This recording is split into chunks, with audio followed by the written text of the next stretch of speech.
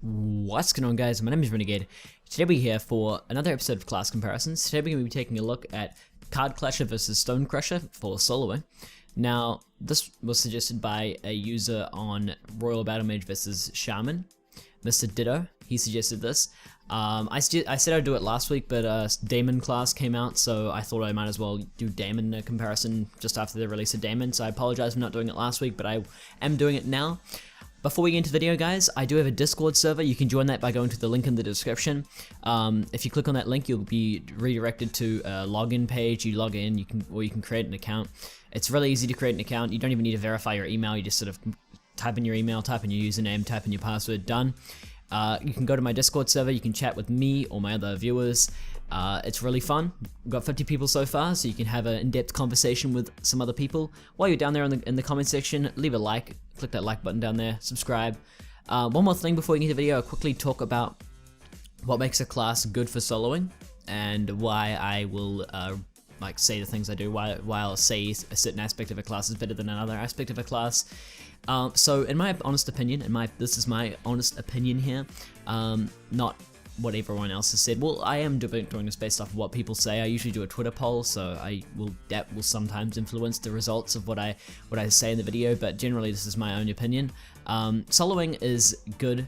Soloing is something that you need to do for a long time usually. When you're in a boss fight, you're generally there for quite a while, longer than in standard fights. So health sustainability, or just basically having a heal, is pretty important. You might be able to get away with a shield and a lot of dodging, but generally HOTs and heal-based abilities are generally the way to go. So classes that have stronger heals will generally be ranked higher than other classes. Damage output is also quite important. At the end of the day, it is better if you can kill the monster quicker, so a high damage output is also very good. Also, mana consumption is a big thing, although that sort of ties in with the other two. If you run out of mana, you obviously can't heal or do damage anymore, so you're going to die or be very slow, so that's obviously an important factor. But generally, efficiency and sustainability is the way to go for soloing. Other than that, guys, we'll get into the comparison. We'll talk about each of the classes individually, and then we'll talk about the two classes compared.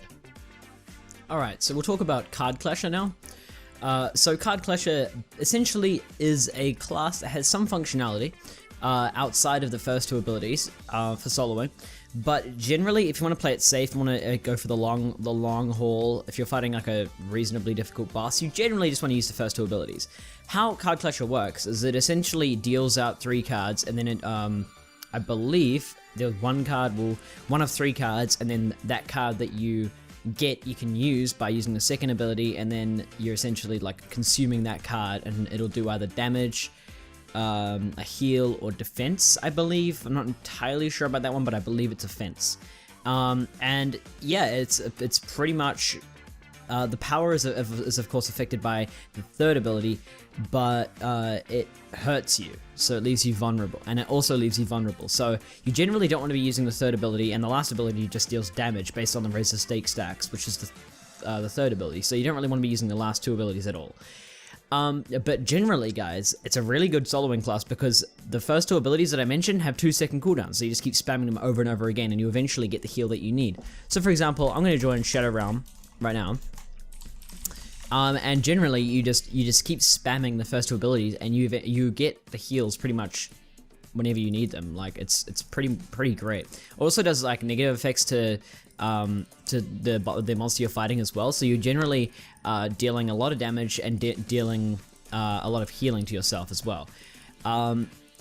The only thing that I could really complain about with this class is its heal it's kind of unpredictable, but not really, you know? Like, you would think it's unpredictable because of the way the abilities work, but generally, the damage is very high no matter what you do. You know, the second ability that consumes the card that you've done is a very damaging ability. It does look like quite a bit of damage on its own anyway. Like, even if you got the heal card, you're still dealing a lot of damage.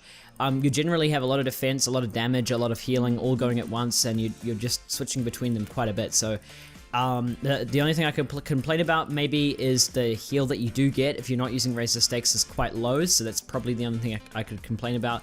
Also, I will probably bring up some more negative features once I'm comparing it to STONECRUSHER, but for now, on its own, looking at it objectively, it's a very fun class to use, and it's very good for soloing. A very, very good soloing class. Doesn't get as much credit as it deserves. We'll now talk about STONECRUSHER.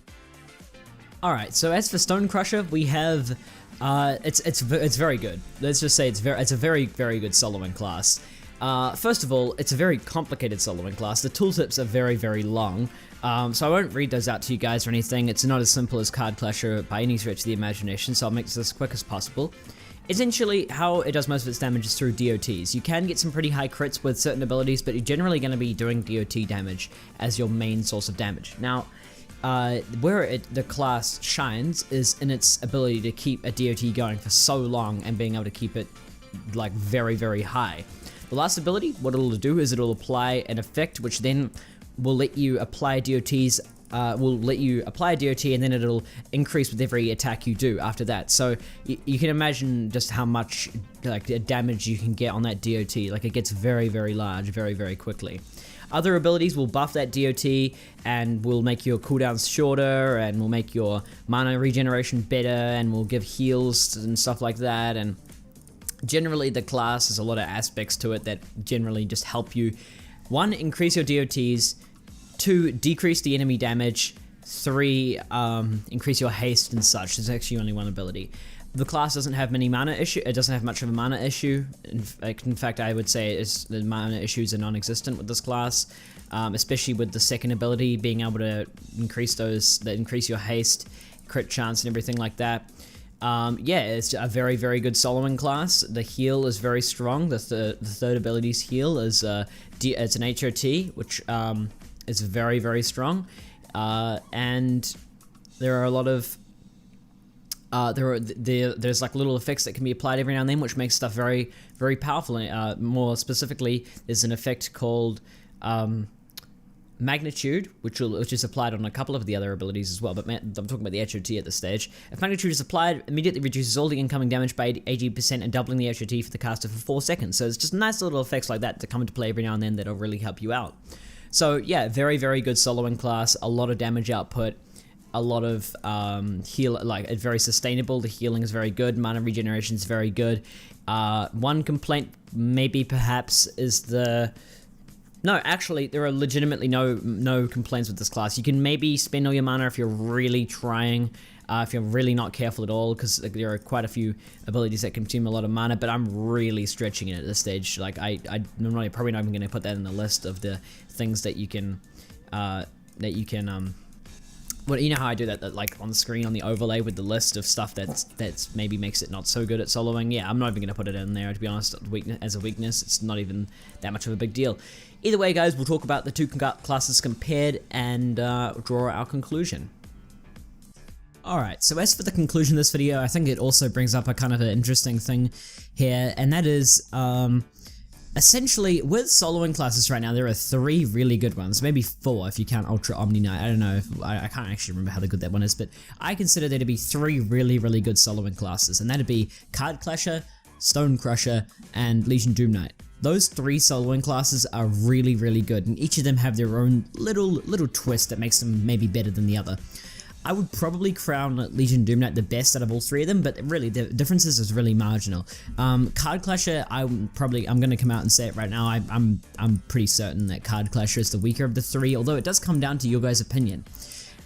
Generally, I find Cardclutter to be a very fun class to use. It's probably my favorite class to just. It's one of those classes that just reminds me of how fun AQW can be. You know, at times AQW is really boring and really just simple and gut-wrenchingly annoying to play, but at times with Cardclutter, like I'm just using it right now, and it's just so simple, so fun to use with all those little like animations and stuff that pop up. It's just so different, you know, like, but honestly, there's one main issue I find with Cardclutter that sort of makes it a little bit worse than all the rest of them, and that's its mana. Essentially, I find that I can run out of mana pretty quickly if I don't have an unstable weapon, I'm using the wrong enhancements, which is of course a given, but you know, it's a magical based, it does have some magical aspects in the class, so you kind of want to be using magical enhancements, but then all the abilities are physical, so you kind of want to be using physical enhancements. Generally, just use luck and have an unstable weapon and just hope hope for fucking Christ that you crit a lot, because if you crit a lot, then you've got no mana issues at all. If you have a couple of times where you don't crit at all with the abilities, and you run out of mana and you're dead. But generally though, I'd say that Cardclutter is very comparable to those classes. It's just you can occasionally lose all your mana and die. But generally, spamming those first two abilities, you don't run out of mana. But that's one main issue I find with Cardclutter. Other than that, the two classes, STONECRUSHER and Cardclutter, are both very, very, very similar in terms of their ability to solo. I'm going to give the edge to STONECRUSHER because of its ability just to stay healthy. Mana is not really an issue. Its damage output, I'd say it's a little bit higher. I haven't measured it or anything, but I'd say the damage output on STONECRUSHER is better. And the heal, I'd say, is also better on STONECRUSHER. You know, it's more reliable, I'd say. But you know what? I personally prefer using Cardclutter because it's more fun. I find Cardclutter to be a really fun class, but at the end of the day, guys, we're talking about which class is better for soloing, and I'm going to have to give that one to STONECRUSHER. I don't think anyone else would have said otherwise, to be honest here. No one's really talked about Cardclutter being a very good, like one of the best in a little while, even though I still think it's one of the best. But either way, I hope you guys enjoyed the comparison. If you've got any other comments to add, remember I try and keep this as short as possible. If I wanted to go over every single aspect of each individual class, then obviously I'd be taking a lot longer. I try and make these as short as possible for you guys, so I hope you guys can understand that. If you want anything to add, anything else that I think I missed that's important with any of these classes I've mentioned, then leave that in the comment section down below. Also, remember to leave your suggestions. Sometimes I struggle for suggestions that are actually good, so leave as many as possible. Try and leave classes I haven't done before in your suggestions, and also remember to leave the category for the classes as well. So like, for example, STONECRUSHER versus Cardclutter for soloing, or Blazebinder versus Shaman for farming. You know how it is. And other than that, leave a like if you enjoyed, subscribe if you haven't already. This is a weekly series, so stay tuned for next week's episode, and I'll see you guys in the next video. Peace.